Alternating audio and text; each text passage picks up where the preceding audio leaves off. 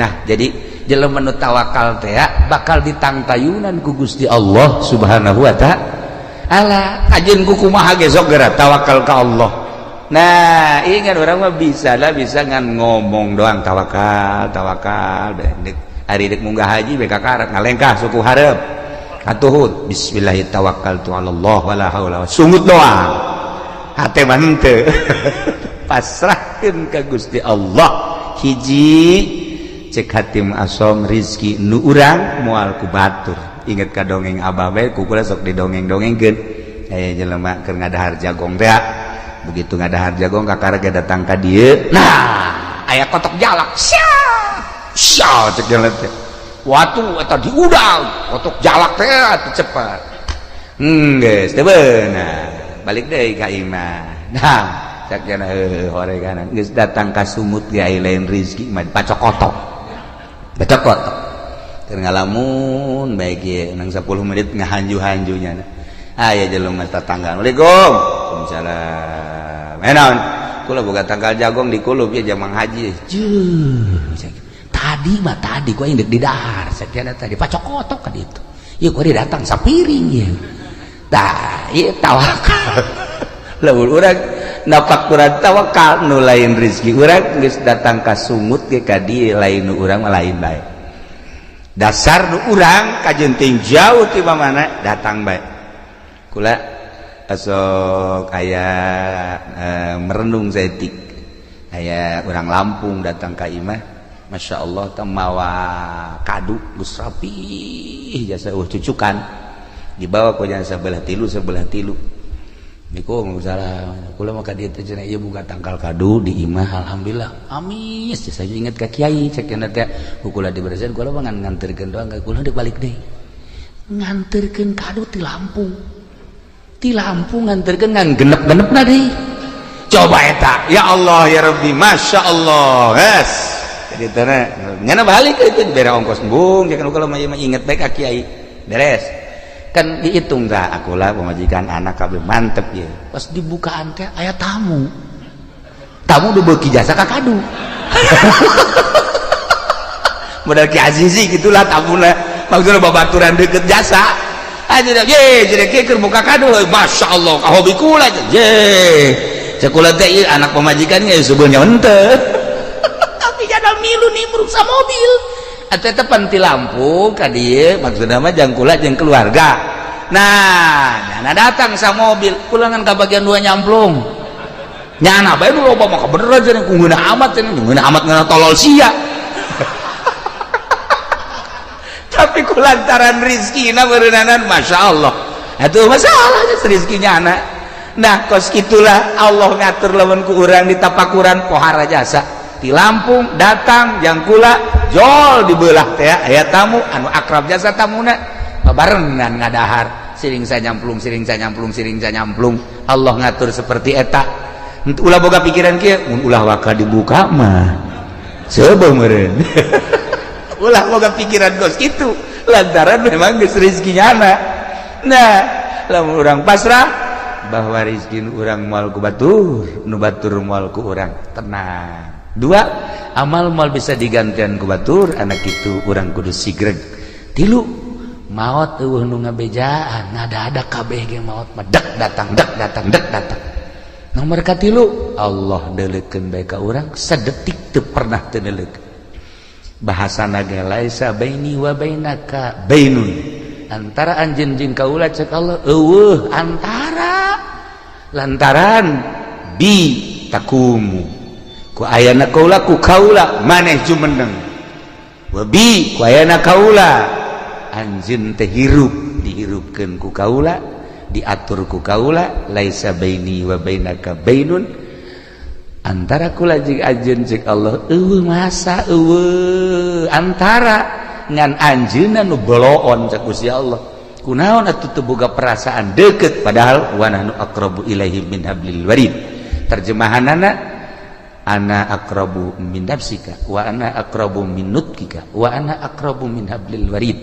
Kaula leuwih deukeut tibatan diri anjeun, kaula leuwih deukeut tibatan omongan anjeun, kaula leuwih deukeut tibatan hablil warid. Kunaon atuh maneh ngarasa jauh kanyahoan jauhna kok make jeung ngarumpak kana sagala rupa larangan-larangan kaula nu haram nu syubhat jeung sajabana berarti anjeun teu asa diperhatikeun ku kaula. Allahumma ya qadiyal hajat Allahumma ya qadi ulah-ulah pasrah nanaon ni pasrah urusan rizki kadang-kadang urang teh can bisa sakit ge urang ngaji bae tapi teu daek bisa komo nu teu ngaji paingan harareudang bae harareudang bae jelema nu kurang pasrah teh eueuh ketenangan mantak hati ma'asoma istimewa di zamanna anjeunna jadi panutan kabeh ngadengekeun ujangan anjeunna ngaca kana ucap jeung tingkah lantarannya nama geus bisa pasrah ka Gusti Allah. Bahasa pasrah teh bahasa urang, bahasa kita mah tawakal. Kita bisa bae urang ngomong tawakal tapi praktekna hese. Tawakal teh praktekna ya Allah ya Rabb. Sakigi urang ngaji bae sakubata di komun teu ngaji. Sedegen tingkat talala aya 3 hiji tawakal jang urang naik seetik solihin wali taslim naik deui ka luhur tafwid eta urang bisa ngomongna doang jadi hese jasa praktek ditanya Ki Hatim Asom ieu bisa tenang kieu hirup banguna eueuh masalah boga rahasia naon ceknyana boga rahasia sadar 4 perkara hiji boga kasadaran bahwa rizki nukula wajib teuing kumaha ge moal ku batur lamun nukula mah nukula bae kajeun di kota di kampung di gunung tetep bae nukula mah nukula bae geus lamun eta rezeki geus diatur ku Gusti Allah nukula moal ku batur atuh kula tenang ceuna eta urang ngomong mengenahan kan ya heuh bangunna ngeunaheun biasa tapi eta praktekna isuk-isuk keneh waduh asana ku batur ya asana ieu aduh lamun teu giat asana ieu tah eta tah urang nah eta nu mantap ge kapiharan kok kotok asane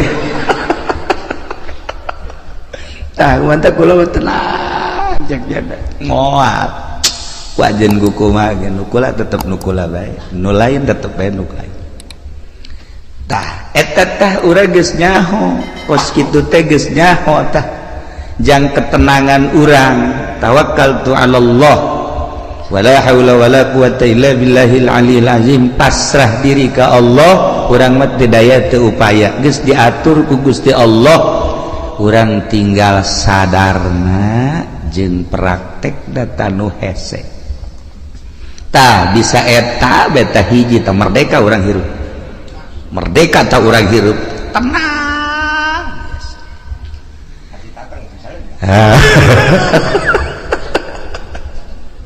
modalan kurang puluhan juta ratusan juta lai urang eueuh bagianana lain nambahan dan hutang jadi modalan kurang air bagian urang mah araraya bae contoh geus ambalaya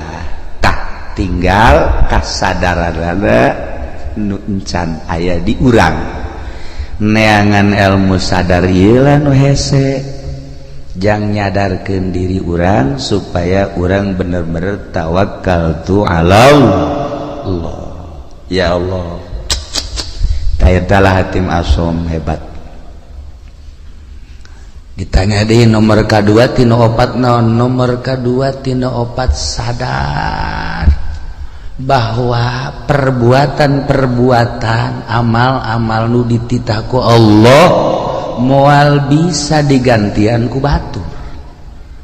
kulantaran teu bisa digantian ku batur kulama wayah beramal mah beramal ku wajib ku kumaha geus sebab ieu mah bagian kula moal kaganggu wayah maca Quran wayah maca sholawat wayah tahajud wayah sholat duha homo eta mah sholat anu 5 waktu mah kemudian puasa kewajiban haji pokona moal bisa diganggu sebab amal perbuatan teu bisa digantian ku batur kurang mah ya kurang di sholat duha baik sholat duha ulah-ulah 8 rakaat 4 rakaat baheula 2 aya bae tanu ngajak bisnis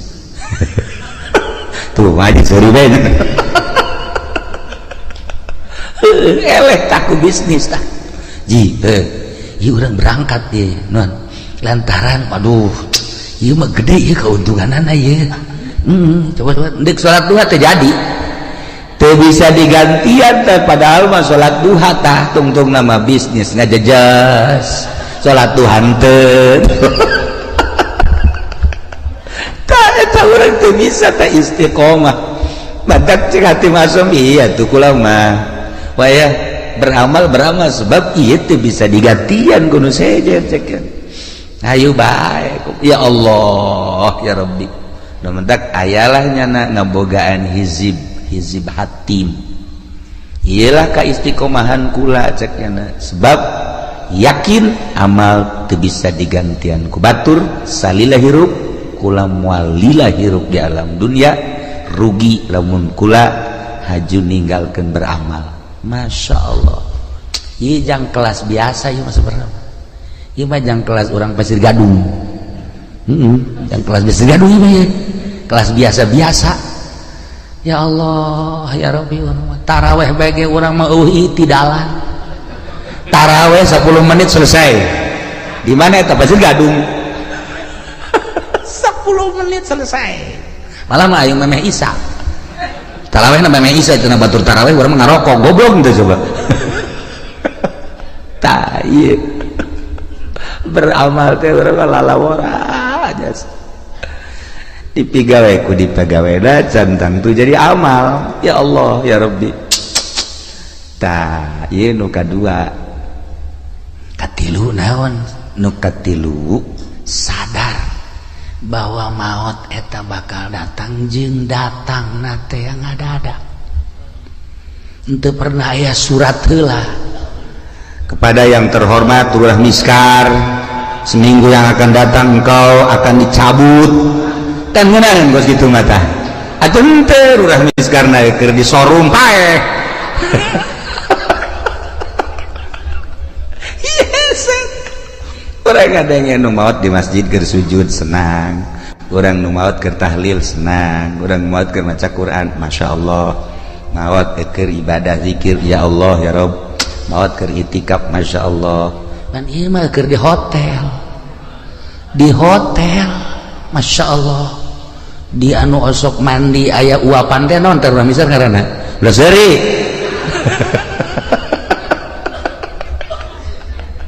tah lantaran lieu maot ngadadak teu pernah dibejaan deui urang nah cek ating asong nu mata kula mah selalu inget ka maot sakumaha nu dicaritakeun ku Kangjeng Rasulullah Muhammad sallallahu alaihi wasallam yakni aksiru min zikri hazimil lazat lobakeun eling kanu megatkeun kana kanikmatan paeh kula mah terus bae sakena inget ka paeh teh terus bae inget ka paeh inget ka alam barzah inget ka akhirat inget ka bakal dihisab inget ka bakal kapanggih jeung Gusti Allah Masya Allah tah ieu nu mantak urang haju dae ka tadi ka mana ka pantai cerita gitu kan nah eta kan poho ka paeh aju segala kemana di lebaran coba bejakan kemana tuh solear tuh ngakurkeun banget sama jeung Zainuddin tah jeung pendi ka ditu eta kan ngaranna poho pae eta kos kitu ya Allah ya Rabbi kasep-kasep urang diakur-akurkeun jeung solear Masya Allah lamun tadi ayat anu dibaca ayat khauf eta teh diawalina ge ku ya ayyuhan nasu taqu rabbakum hei manusia sing sarieun maneh ka Allah dititah urang sieun ka Allah dititah sieun ka Allah lamun urang geus boga sieun bae ka Allah aman belajar sieun teh ka Allah teh kudu belajar sebab lamun teu belajar moal bisa belajar tentu belajar teh kudu aya guru abeh bisa saenggeus bisa abeh jadi adat atas sieun teh ulah kamari sieun wayang teh bulan kamari mah aya teh sieun barang lebaran mah eueuh di bulan Ramadan mah aya ngerenjed sieun ka Allah barang lebaran oh Masya Allah manggi awewe make calanana sakieu tadi dongeng kakula dongeng jelema dongeng aya jelema ceritana bulan puasa teh tarawehna hebat maca Qur'an hebat barang lebaran pan nyana teh anu kuari ngojek teh naon kadang-kadang ngojek teh naon Grab manggi sewana Cina marake sakieu ji cek ada iya aing urut kamari bulan puasa tapi manggi sewa kosilah cek teh jadi tukang ieu nya jadi tumpakeun ku nyana dua dirempet aju nyedak cek nyadat teh cek jangan ke depan atuh cek jangan nempel tunggu enak cek aju nempel Gojek tolol cek nyana teh nidahin jasa jadi ping-pingna putih. Nah kadi teh beres dianterkeun ku nyana ka perumahan. Barang di perumahan aya dieu telepon sabang sakene kos kitu deui. Jadi itu bulak-balik teh boga sewana ka beneran kos kitu meureun mah gogodan ti Gusti. Atuh meureun gogodan teman ti Gusti. Ya Allah ya Rabbi kapeutingkeun mah make sempak doang. Make sempak doang jaknya ieu sararial jasa jaknya sewa aing kunaon kos kieu. Eta nyana aju ngalamun bae di imah aing eureun bae kitu ngojek jakeun ieu sewana nu kos karari bae teh seputar lebaran teh bu kamari mah aing cenah taraweh maca Quran aya ngerenjed tasieun ka Allah barang boga sewa kos kitu dibere nomor SMS kalau bapak butuh nih nomor saya sial jakeun ieu nang tangan kieu jakeun tah ieu lah ngerenyed sieun teh lamun encan dipelajari ku urang bakal leeh bae sieun teh lamun ku urang teu dibisakeun bakal eleh bae sieun teh lamun ku urang teu diadatkeun atuh eleh bae cacak-cacak urang ye urang sok ngaraji bae sieun ku urang ka Allah buktina ngeridit ya terus bae bang aja terus bae ya urang dulu awewe atau kira-kira gelis baca telok kicep terus baik berarti kan sieun teh malah hook da ieu ittaqu rabbakum sing sarieun maraneh kabeh ka pangeran inna zalzalata saati syai'un azim geus dibejakeun sagede kumahana cik ahli bilagah mah ku pohara-poharana dina kirohkeun syai'un azim saenya-nyana gunjlang genjlongna dahsyatna kiamat eta teh syai'un azim dijelaskeun kabelah dituna tazhalu kullu murdiatin amma arda'at yauma tarawnaha anjeun bakal neuleuh geula di poe kiamat eta jelema anu nyusuan pohok anak di mana indung pohok anak moal aya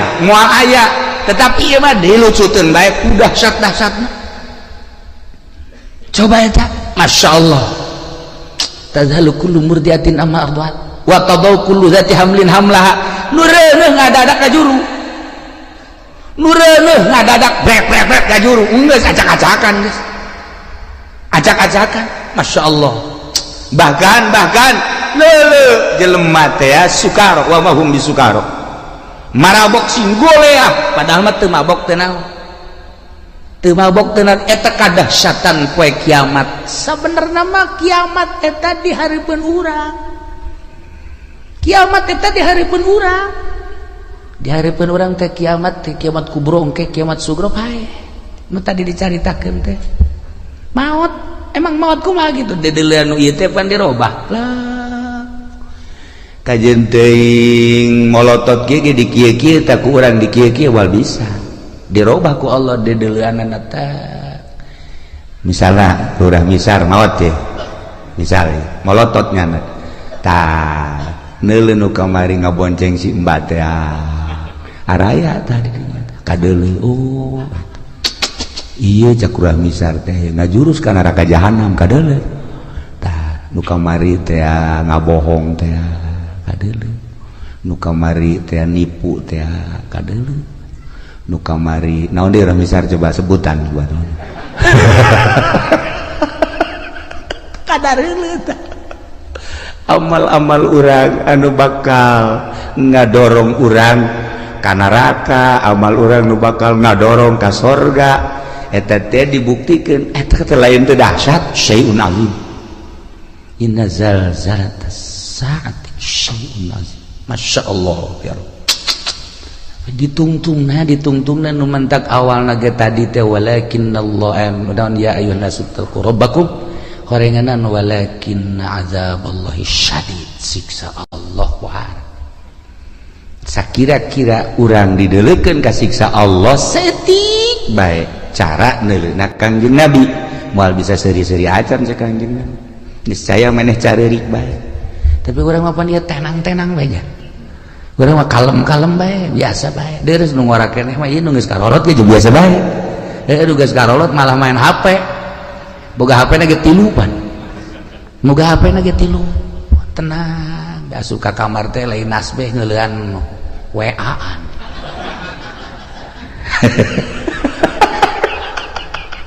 dia kumaha coba ieu lalakon ieu kuan dia kumaha coba lalakon duaan masyaallah karim nah iya deuk irahasieun lah urang ka Gusti Allah geus dibejakeun kedahsyatan kiamat seperti eta geus tidak bejakeun maut eta seperti eta tetapi orang biasa-biasa bae ya Allah ya Rabbi nah iyalah urang berarti masih dangkal keneh sieun ka Gusti Allah subhanahu wa ta'ala dititah urang sieun mah bahkan sieun eta jadi makom khauf lamun geus sieun jadi makom kabelah dituna ciri jelema anu geus sieun ka Allah haju sieunna jadi makom sanajan teu sare teu tunduk cirina kitu beta sanajan teu sare teu tunduk sare sapoe-sapoe teh ngan sajam atawa 2 jam tapi burinyas tah eta jelema nu sieun ka Allah sok geura jelema ditangkep pe polsek sapoe-sapoe teu hees cenah teu hees sieun teh nya teu sieun teu sare nya lantaran boga kasieun dahar teu geunah nginum teu geunah lantaran ditangkep teu daekeun sare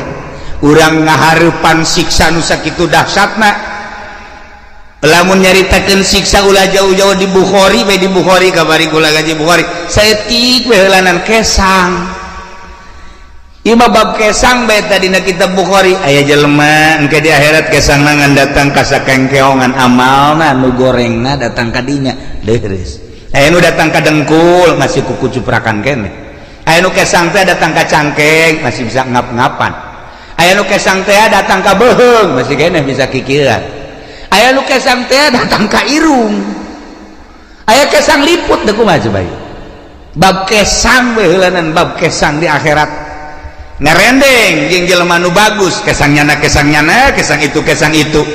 henteu bisa kieu kesang urang teh ya haju weh ka dieu teh henteu nyana bae. Nah ieu urang bab kesang bae encam bab nanaon beuh masya Allah. Asal orang Pasir Gadung moal meureun datang ka irungnya. Mudah-mudahannya paling datang ka dieu doang ya. Datang kaliput luar misar mah 1 meter ti luhur kaluhurnya tak bab kesang bae ge urang mantak tadi walakin azaballahi syadid supaya sieun ulah bab dipanggang ulah bab dikulub ulah bab ngerecek ulah bab ngagolak bab kesang encan dikanarakakeun masih kena di mahsyar geus model kos kitu bab kesang walakin azaballahi syadid. Ya Allah lain lalagaan ya. Nailah hati masom hebat jasanya nama lantaran nu tadi teh eta hiji rezeki aing moal ku batur ieu tuh tenang. Nomor kedua amal teu bisa digantian ku batur atuh aing mah beramal bae. Jamal kebeli di alam dunia. Nomor katilu paeh anu ngabejaan yakni paeh teh ngadadak. Ih atuh aing mah terus bae inget ka paeh. Urang ningali almarhumah di dieu atuh pan biasa dongengna Isa biasa keneh terus ngobrol keneh dik dihudangkeun sahur batalagaan keneh maksudna pajar hirup keneh tapi ternyata kan teu aya. Nah coba eta seperti kitu kula ngadenge deui carita di Cikande tamu sok biasa ka imah atuh sehat buger eueuh kumaha mentas keliling datang ka imah maot coba eta aju di belaraja kabari cerita tamu sarua bae mantas buka aju salat maghrib sumarga ka imah ngopi itu terus kieu beli kursi titah ku pamajikan di taraweh pareng geus eueuh ayo coba eta loba ya dongeng seputar naon gara-gara lebaran nu nyaritakeun maot ngadadak tidak maot ngadadak teh atuh teu kajahoan deui. Ya Allah ya Rabbi nah eta terjadi kabatur atuh ka urang wallahu a'lam. Aju terus itu nu nyaritakeun naon gara-garana kapal tibalik mah eta mapan berjamaah meureun maot mah ratusan jelema dan lain-lain sebagainya. Anu kaditu nu ka Bogor teh aju cicing di sisi jalan, aju neuleuh cai mandi ka bawah ku cai. Tadi kunaon yang ireun sagalanya. Meureun malakal maut geus kieu bae. Aing nungguan sia cek kada teh. Nah ieu. Nah, jadi lamun urang carita seputar sieun geus datang ka mana urang sieun ka Allah. Geus datang ka mana mentek carita Al-Quran nikmat urang faman zuhziha 'anil nar wa udkhilal jannata faqad faz wa bal hayatud dunya illa mata'ul ghurur. Jelema nu bisa ngajauhan neraka aju diasupkeun ka sorga, jauh tina neraka aju asup ka sorga eta lah nu bahagia. Usahakeun ku urang ngajauhan tina neraka berarti larangan-larangan ti Gusti Allah ku urang jauhan, perintah-perintah Allah laksanakeun. Ieulah jelema nu faz. Wa mal hayatud dunya illa mata'ul ghurur, teu aya kahirupan dunia kecuali tipuan. Tapi urang mah teu ngarasa ya katipu ku dunia teh teu ngarasa. Teu daekeun ta urang teh boga perasaan bahwa dunia teh nipu ka urang teu daek. Malah urang mah cinta jasa karena dunia teu daek boga pikiran bahwa dunia teh penuh ketipuan. Aing asana katipu ya ku dunia. Henteu. Malah urang mah bobogohan bae jeung dunia teh. Geus lain bobogohan deui mencintai bahkan lain mencintai deui leuwih dicinta naon ya resep tuh cinta resep teh dunia teh henteu bae urang teh boga pikiran dunia teh penuh tipuan masyaallah karim teu daekeun dah ya. Itulah para jamaah kaum muslimin wal muslimat rahimakumullah. Terakhir ya hatim naon si nu kaopat bakal mentak jadi tenang gitu. Nuka opat boga perasaan sadar sadarna bahwa Allah teh neuleukeun bae ka kula teu pernah sadetik henteu neuleukeun ka kula. Etalah cek hatim asom anu kula terus-terusan ibadah ka Gusti Allah, berbakti ka Gusti Allah, datang ka boga perasaan diri kula sorangan eueuh kusebab terus bae dideuleukeun ku Gusti Allah. Teu pernah teu asa teu kadeuleuh Gusti Allah teh jeung teu pernah asa teu didelekeun ku Gusti Allah. Nah lamun urang bisa nopat perkara geus bakal bahagia. Urang bisa nopat perkara tadi urang bakal sorga. Hiji sadar bahwa rezeki nu urang moal ku batur tenangkeun diri urang. Gitu cenah kiai ulah usaha saha nu nita ulah usaha mah usaha ke sia ajuna ngawarung eureun tani eureun kararieu becak pamajikan kapan teu ngawarung lah tu deui urang aya urang ieu aya mun teu bae asana moal kebal pamajikan balik atuh usaha bantak ieu mah kelas urang tawakal kelas urang usaha ngan pasrahkeun ka Gusti Allah. Ya usaha naga dititah ku Allah, urang boga tanaga-naga nu Allah, segala rupa diatur ku Allah, usahana make aturan Allah. Jeung lain usahana nu diulah, ta'alluqna cumantel kana dunyana nu ulah mah. Adapun usahana mah jang kebutuhan urang, jang kebutuhan pamajikan jeung keluarga atuh dititah ngan aya aturanana make syariat ngaranna ilah tawakal. Ilah nu kitu ngaranna tawakal. Ketika Kangjeng Nabi nyaritakeun tawakal, sahabat ngadengikeun bae kieu. Jahe ka harti ta ku sahabat. Hiji mangsa sahabat dagang. Make onta. Saenggeus dagang kana onta ka pasar. Ka pasar tutup panteun deui ka onta, balik ke Madinah, ke masjid. Aju ontana tenden di harapan masjid. Jangan ngadoa ke Allah, ya Allah ya Rabbi, abdi nu Allah, onta abdi nu Allah, barang naga nu Allah, kuari dek ditawakalkeun dipasrahkeun ka Gusti, abdi erek perjamaah jeung Kangjeng Rasul. Geus onta ada di luar, talian biasa, cukup berarti syariat. Nyana ka masjid salat, wiridan, beres keluar, onta anu maling. Nyana ngadoa deui ka Gusti, ya Allah ya Rabbi, atuh teh dipalingi lain abdi nu Gusti, atuh onta nu Gusti, barang nage nu Gusti, anu maling nage nu Gusti, saboro Gusti. Eta hebat teh jelema teh, eta hebat teh kos kitu karena papasrah, saboro Gusti geus pokona we, jangan ngalamun bae kieu ye. Leh cek eta tuh segala ge nu Gusti, saboro Gusti bae cek eta. Leh yes, ye bayanya nangis. Saya setengah jam mah berenang. Terus baik aing balik aing ieu naik naon segitu. Duit dibawa, barang dibawa kabeh di onta lah. Tawakkaltu 'ala Allah. Geus beres. Menang sajam teh aya nu nganterkeun ka dieu. Menang sajam aya nu nganterkeun onta berikut barang-barang kaget nyana. Kakaragenya nek balik. Tanya ku nyana, ayo onta tas di mana? Kula pamalingan cek nyana teh. Ayo, kula dibawa. Bagus dibawa, geus dibawa di jalan aya nu ngahadang. Jelema teu wau ka kula. Kula teu wau ka nyana. Teu ngomongna naon, ngan ngomong sakieu doang. Sia maling jelema nu tawakal ka Gusti Allah. Lamun teu dianterkeun, bacok sia ku aing. Kula ngalawan cek nyana, begitu ngalawan disempring leungeunna pegat sakit. Akhirna ditalian leungeunna dibabandulkeun ka di tayeu leungeun kula. Akhirna kula cek kula teh geus kula neuk ngabalikeun ieu. Balik bawa. Henteu kula mah neuk nyarita bae, ari ieu rombongan jin apa malaikat, apa setan, apa jelema. Ulah nyaho. Cek nyana, ulah nyaho balikeun geus. Aduh aing teu meunang nyaho cek jam. Ayeuna dibawa deui leungeun bari geus buntung sakieu.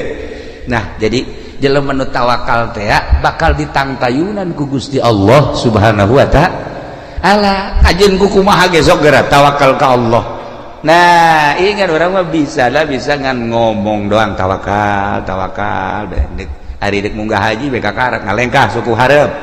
Atuhud bismillahirrahmanirrahim tawakkaltu 'ala Allah wala haula sungut doang hate mah henteu pasrahkeun ka Gusti Allah. Hiji cek hatim asom rizki nu urang moal ku batur. Ingat ka dongeng abah bae ku kula sok didongeng-dongengkeun jelema keur ngadahar jagong teh begitu ngadahar jagong kakaraga datang ka dieu nah aya kotok jalak sia cek jalan teh watu eta diudang kotok jalak teh cepat geus teu beunang balik deui ka imah nah cek cenah horeganan geus datang ka sumut ge aya lain rezeki mah pacokotok pacokotok keur ngalamun bae ge nang 10 menit ngahanju-hanjunya aya jelema tetangga Assalamualaikum waalaikumsalam naon kula boga tanggal jagong di kulup ya jamang haji tadi ku indek di dahar sakjana tadi pacokotok ka ditu ieu ku datang sapiring ya tah ieu tawakal lamun urang napak urang tawakal nu lain rezeki urang geus datang ka sumut ge ka dieu lain nu urang mah lain bae dasar nu urang kajenting jauh ti mana datang bae kula asok aya merenung setik aya urang Lampung datang ka imah Masya Allah temawa kadu geus rapi jasa cucukan dibawa ku jana sebelah tilu niku salah kula mah ka dieu teh cenah ieu buka tangkal kadu di imah alhamdulillah amis saya inget ka kiai cek cenah teh kula diberesin kula mah nganterkeun doang kula dek balik deui nganterkeun kadu ti Lampung nganterkeun ngan genep-genepna deui coba eta ya Allah ya Rabbi Masya Allah yes jadi teh nyana balik itu bere ongkos embung jangan kalau mah inget baik ka kiai beres kan dihitung tah akulah pemajikan anak kabeh mantep ya pas dibukaan teh aya tamu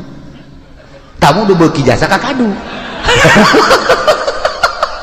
modal Ki Azizi gitulah tamuna maksudna babaturan deukeut jasa aja dah ye jadi keur buka kadu Masya Allah ka hobi kula ye cekula teh anak pemajikan ge subeulnya henteu jadal milu nih meruksa mobil atau tepan ti Lampung ka dieu maksudna mah jangkula jeung keluarga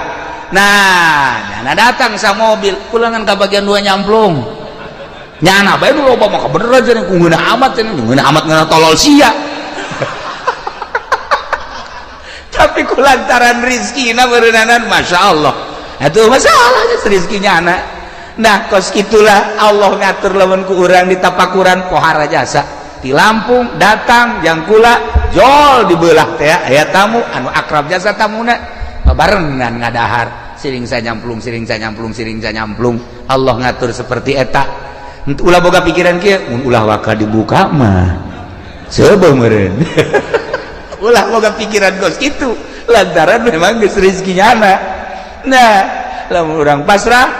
bahwa rezeki urang moal ku batur nu batur moal ku urang tenang 2 amal mal bisa digantian ku batur anak itu urang kudu sigreg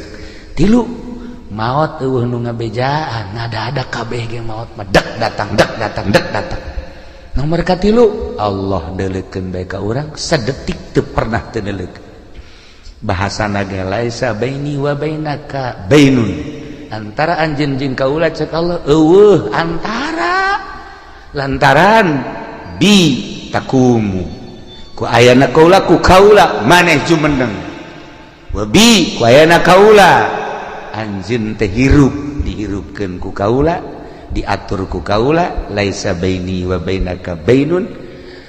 antara kula jeung anjeun cek Allah eueuh masa eueuh antara ngan anjeunna nu boloon cek Gusti Allah kunaon atuh teu boga perasaan deukeut padahal wa nahnu aqrabu ilaihi min hablil warid terjemahanana ana aqrabu min nafsika wa ana aqrabu min nutkika wa ana aqrabu min hablil warid kaula leuwih deukeut tibatan diri anjeun kaula leuwih deukeut tibatan omongan anjeun kaula leuwih deukeut tibatan hablil warid kunaon atuh maneh ngarasa jauh kanyahoan jauhna kok make jeung ngarumpak kana sagala rupa larangan-larangan kaula nu haram nu syubhat jeung sajabana berarti anjeun teu asa diperhatikeun ku kaula ya ayyuhalladzina amanu hai jelema nu ariman ka Gusti Allah rek larake rek awawe la yabluwannakumullah yakin Allah bakal nguji ka aranjeun kabeh bisain ku kreditan tanaluhu anu bisa babari dicekel aidikum ku leungeun daratang sorangan kredit teh ka imah dek ngeridit mobil datang, dek ngeridit motor datang, diangsong-angsongkeun ka imah komo aya gincu mata madu. Geus das. Wari mah hukum nu galalde mah urang kudu lempang ka ditu tapi tetep bae babari. Ieu dilarang ku Gusti Allah lialam Allah ngara Allah nyahoeun maya qafuhu bil gaib ka jelema anu sieun ka Gusti Allah secara gaib. Sieun teh ka Gusti Allah. Allah teh Allah teh kadeu kurang tapi Allah innallaha ma'ana neuleukeun ka urang. Saha coba maya qafuhu bil gaib nu sieun ka Allah. Begitu datang angsongan keridinan garang inget ke Allah. Allah neleukeun riba ieu kajian kukumaha ge henteu abdi mah moal-moal ngeridit moal abdi mah moal kadeuleu tegerna iman di jero dada. Tawaran deui ieu mah kredit tapi murah bungana teh 1% di henteu 10% acan ieu mah lah ngan 2% doang. Ngan rada relay rada panjang. Nah, ieu mah DP-na ge cukup 100 moal, aing mah geus boga meuli cash bae meuli. Moal aing mah kadeuleu tegerna. Waalaikumsalam. Bagi. Bah, belum ada motor ya di sini. Iya, belum ada. Ini ya, udah saya bawain dah. Mau pengen motor apa? Enggak punya uang gampang, uang mah. Udah tiap bulan aja ya kecil anu oge nya 3 tahun dah udah ini mah tuh. Ya udah bawain satu dah. Tuh, iya teh ka. Geus leutik ya tah. Leutik iman di hate jelema eta. Leutik iman di dadana. Pagi Kiai pagi. Aduh, pagi sibuk ya suka kemana aja. Ya kadang-kadang atuh undangan ya muludan aja. Kalau nggak punya kendaraan sulit Kiai. Iya emang. Udah saya bawain aja di sini mau Avanza ada, mau Kijang juga ada, mau apa juga ada. Udah yang penting berapa itu? Udah gampang mau sama saya mah yang penting mah ada KTP sama itu aja surat keluarga udah gampang dah. Aduh itu aja nah. Ya udah bawain satu. Kiai Blon kos itu tah. Gimana nu teger Kiai coba keluar. Demandak ngomongna puluh ya boleh ye. Ayo ngomongnya nager ieu mah cenah loba ieu santri nu ngaraji kuari mah jauh atuh bongan sia diacak-acak ku sorangan. Bongan sia atuh teu make ilmu, boro-boro batur rek ngaji sia ge teu make ilmu. Keur ieu mah cenah ja iya alhamdulillah batur ngaji 20 30 mah datang ka 70 aya kuari waktu sia teh aja di tim sukses. Segala naik ka panggung segala naon. Ya emang kos gitu temen atuh lain bagian sia emang ngariung kuduna lain ngadoa bari ceurik di luhureun panggung ngadoakeun kos karar itu ye suka temen teh jadi mamalah atuh pan sia ge lamun teu dibere duit mambung kan ngadoa sih kan itu banyakit dibawa ku nyana hayang dituturkeun ku santri moal bisa atuh ilmu Allah mah teu bisa pake lalagaan. Kajeng teuing urang muka pondok pesantren niat ibadah dek nungtun santri aing mah keuna nyahoeun ka Gusti Allah belah dieuna keuna bisaeun maca kitab kabelah dituna keuna nyahoeun ka Gusti Allah abay ibadahna mantep niatan di jero hatena modal kos kitu aju pre bae kiaina sabulan sakali ngajina dituturkeun bae ngaji mah kos kitu tapi lamun urang geus mengkol ti dinya mulai ngeridit hayu tiatut hayu ti WH hayu geus ti mana bae geus hayu ceramah hayang cawambon melulu moal dituturkeun kok bisa kitu Kiai lantaran pasantren mah neuk ngembangkeun ilmu Allah non teknis cek urang ketos non teknis nyaho aing teh nyaho eta di luar teknis pondok pesantren mah geus lamun pondok pesantren make teknis cara pondok pesantren modern dunia tama pasantren mah non teknis teu kudu make teknis pasantren mah lantaran dek nungtun jelema dibawa ka Allah asal dirina madep ka Allah bakal dituturkeun teu kudu make teknis udangkeun budak peuting tahajud berjamaahkeun tahajudna balik we boro-boro tahajud salat henteu non teknis pesantren ulah di pikiran teknis asal betah bae heula di pondok asal betah bae heulanan teu kudu ngaji geus pokona mah masak teu kudu ka masjid heulanan asal betah bae heulanan ge isinan sorangan aing mondok geus sabaraha bulan ieu dahar bae can ka masjid tegar ulah non teknis pesantren mah deuleu riwayat waliullah Dalam riwayat waliullah pesantren mah teu kudu dititahan ngaji jang. Ayo sing bener ngajar teu kudu cicing di pondok pesantren masa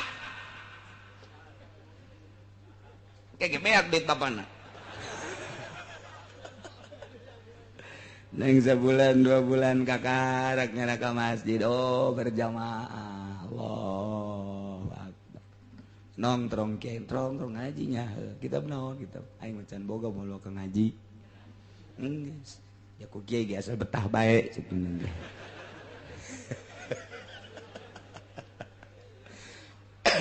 teu aya aturan ngaji teh aya aturan sing ade ulah salah lantaran pondok pesantren mah aya anu setahun bisa ngejar 10 tahun beda ilmu Allah mah dikejar sabulan bisa mengejar pelajaran 10 tahun gitulah ya Allah lamun geus mere ilmu kahiji santri Masya Allah eta mah make teknis gitu modern tah mah di mustak kita mudirun tah mah moborot pondok pesantren mah tiba heula lagi sok kira tiba heula lagi santri botakan kos du frustasi ke masjid kabeladi dah geus embungnya sih bau suka segitu kan mun babaturan saya tanya saya satu kumaha aing bae sapir ka Allah mah teu kudu bisa sih kerja di mall ka Allah paling jeung ngabatur aing jeung sia sih geus nya seuh aga satu atuh bararu bentek eueuh masalah dahar teu puguh waktu emang santri puguh waktu atuh henteu coba bapak-bapak ibu-ibu datang ke pesantren Cilok jam sabaraha bae aya bae nu masak jam sabaraha bae aya nu masak tas subuh aya nu masak jam 7 aya nu masak jam 8 aya nu masak jam 10 aya nu masak jam zuhur kiai ka masjid nyana masak asar batur ngaji nyana masak penting waya istirahat nyana memasak keneh bae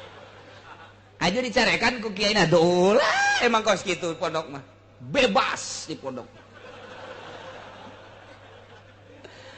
aja salah cenyahoeun kabeh ge ka rahasia pasar teh inget awas nu dek diturunkeun ilmu ulama wali-wali Allah ditarimana kudu nu bersih teu meunang aya paksa-paksaan kudu nu loyog nu rendah hati anu bener-bener endek nu mantak lamun teu betah ku teu betahna bae ge teu boga bagian teh budak ilmu kawalian teu betahna bae anak di pondok pesantren teu boga bagian ilmu kawalian ku betahna bae ge teu bisa ngaji wali eta budak mun bapa masantrenkeun anak diitung ku ari geus 10 tahun padahal teu bisa ngaji ulah dikukumahakeun geus jadi wali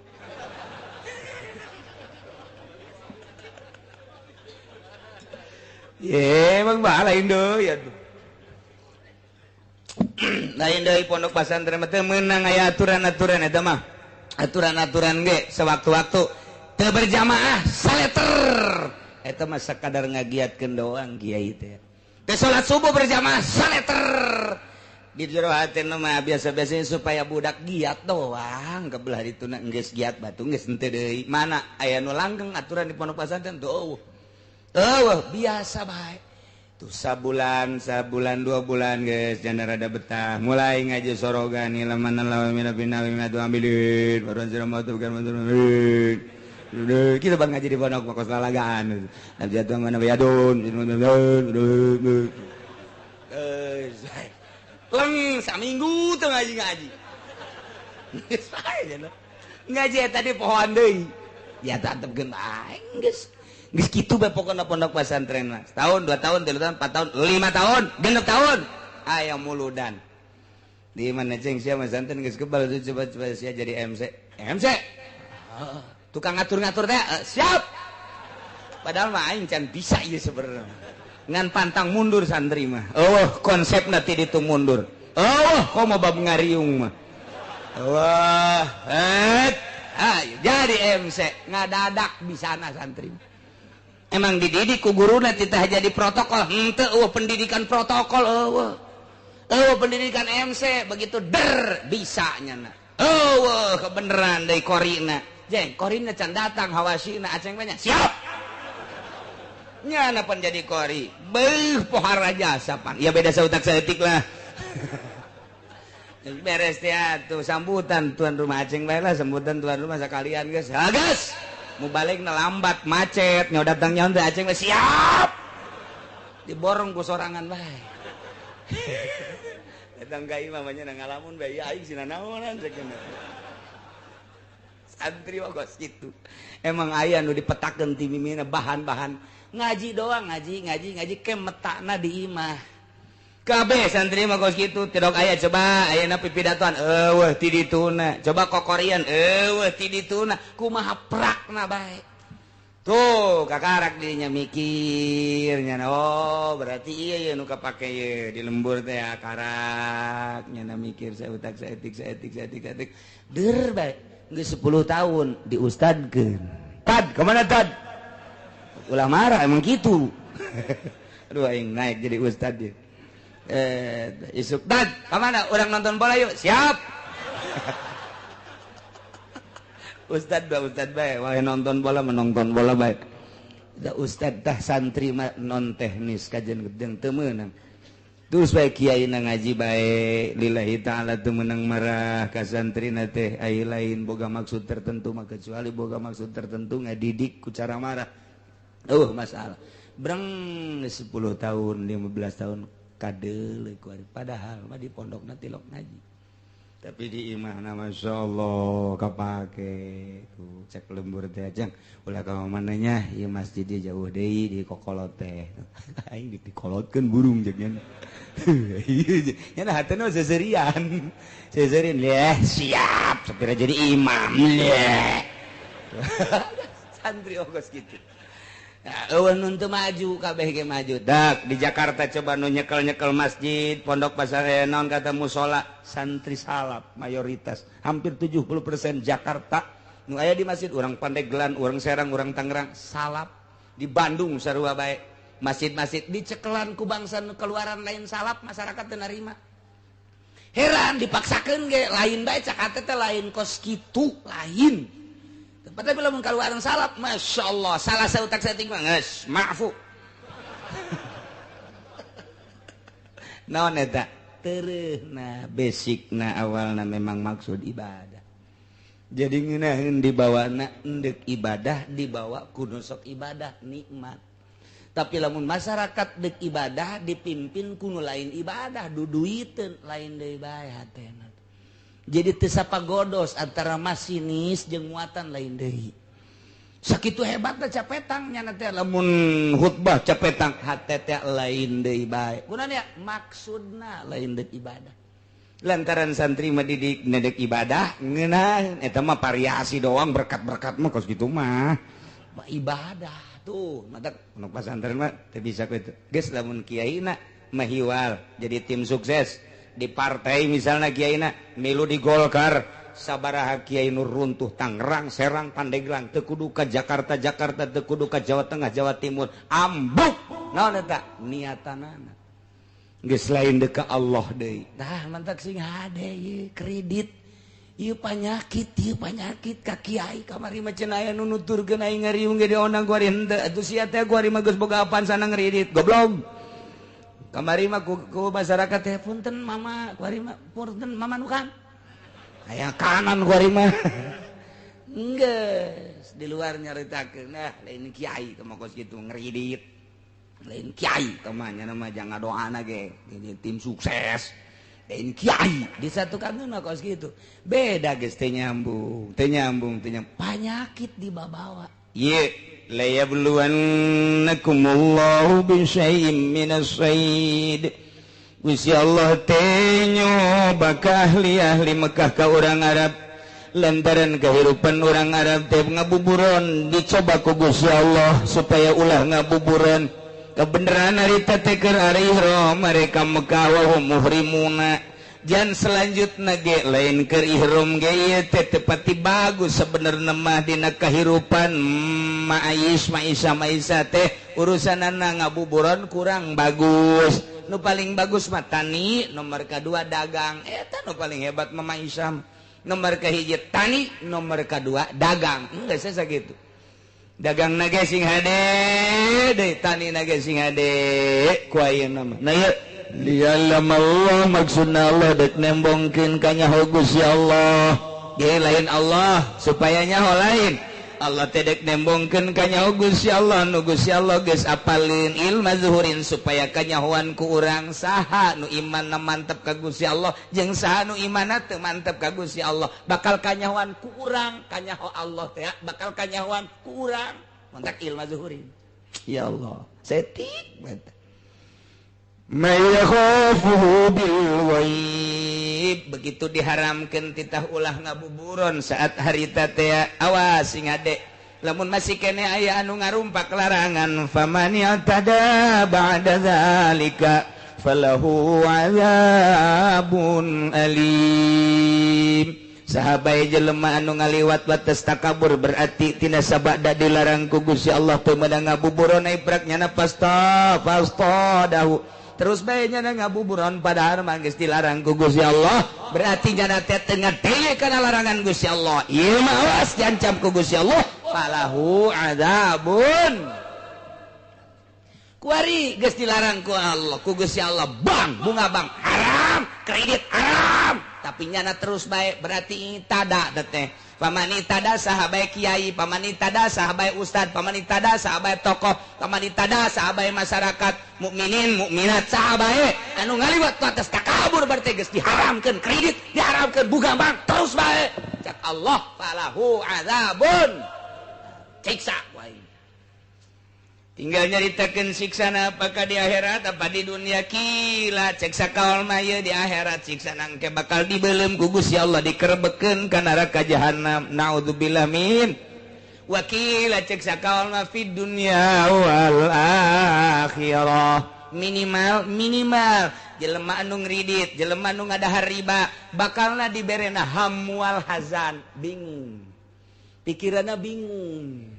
nomor kedua gede beteng betengna gede lain gede beteng gede beteng mah reuneuh ieu mah betengna gede beda gede beteng jeung beteng gede lain deui mun di kulon mah lamun dewetan mah nuju gede beteng di urang gede beteng reuneuh aya mah betengna gede lain deui aya ribaan dayut betengna dayut nyana mah eta teh tanda bahwa eta teh osok ngadahar riba cek nu gendut teh tapi teu ngadahar aing gendut padahal teu ngadahar ulah kasinggung aya untung teu bae ieu mah keur carita panyakit di dunia teu teu bae aing sial cenah kiai gendut yan teu aing mah bab jelema teh ayeuna sakarakter jeung satipe jelema memang ku Gusti Allah dijieun postur tubuhna kuru bae sanajan gembul ge kuru bae teh mah aya jelema teh mun daharna gede lintuh mun daharna leutik kuru aya anu jelema teh saeutik bae daharna sanajan saeutik tapi lintuh bae beda-beda teh mah ngan ieu mah keur carita nyaritakeun falahu adzabun alim ieu nu asli nama jaga engke di akhirat geus teu samar deui ngan cik sakaol mah sarua di dunia ge bakal dibere di dunia di akhirat na jelas di dunia na hiji bakal dibere penyakit penyakit hazan penyakit syak jadi ieu bingung bae prihatin bae mang bae eta teh suuzon ke ka jelema suuzon bae coba ge kiai anu asup Golkar mah ka jelema suuzon bae